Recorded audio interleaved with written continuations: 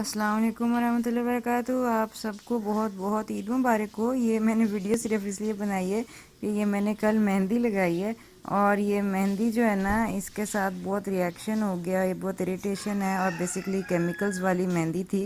तो मेहंदी आप जब भी लगाएं तो वो देख के लगाएं। अव्वल तो ज़्यादा अच्छी बात यह है कि नेचुरल मेहंदी लगाएं जो कि जिसमें शिफा है और जो कि तिब्ब नबवी का एक बहुत बड़ा वो है, मेडिसिन है।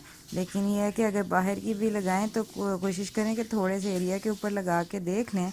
अगर तो ये है कि आपको सूट करती है तो ठीक है, वरना ये है कि आजकल केमिकल्स बहुत हैं मेहंदी में और उसकी वजह से ये इस तरह के रिएक्शन हो जाते हैं, इचिंग वगैरह। तो अब मैं देखती हूँ ये कब तक ये है कि ये बेहतर होता है। तो लेकिन यह है कि बहरहाल बहुत ख़तरनाक केमिकल्स वाली आजकल मेहंदियाँ आई हुई हैं।